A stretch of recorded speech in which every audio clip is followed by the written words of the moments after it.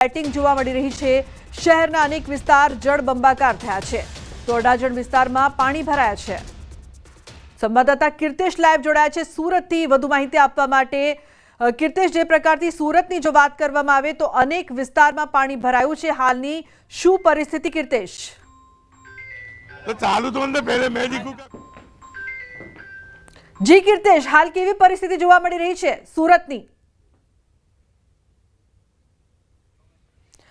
તો જે પ્રકારથી સુરતમાં મેઘરાજાની તોફાની બેટિંગ જોવા મળી રહી છે, શહેરના અનેક વિસ્તાર છે કે જે જળબંબાકાર થઈ ગયા છે।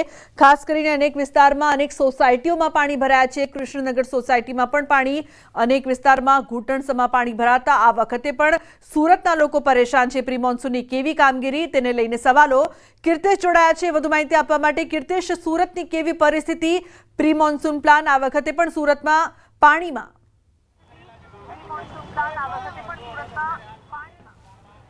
બિલકુલ દ્રશ્ય સીધા બતાવવાનો પ્રયાસ કરી। સુરતનો વેર રોડ વિસ્તાર છે, કતારગામ દરવાજાથી વેર, ડભોલી, સિંગલપુર સુધી જતો આ રોડ છે કે જ્યાં કમર સુધીના પાણી ભરાઈ ગયા છે। લોકો પાણીમાં મસ્તી કરતા જોવા મળી રહ્યા છે। રોડની બંને બાજુ આ પ્રકારના નજારા છે।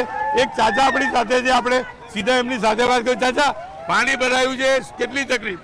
बहुत तकलीफ है हमें लोगों ना। यहाँ पंपिंग से लेकर उड़ी बंगला, वेर दरवाजा, कतारगाम बद्दा साइड में रस्तो बंद है।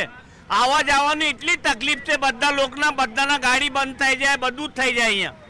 બિલકુલ દ્રશ્ય જોઈ શકાય છે કે જે પ્રકારે પાણી ભરાયેલું છે તેને લઈને ચોક્કસપણે લોકોની મુશ્કેલીમાં વધારો જોવા મળી રહ્યો છે। દ્રશ્ય સીધા જોઈ શકાય છે કે લોકોની દુકાનો આવેલી છે, લોકોના મકાનો આવેલા છે અને જે પ્રકારે પાણી ભરાયા છે તેને લઈને આ રસ્તો વાહન વ્યવહાર માટે બંધ કરવામાં આવ્યો છે।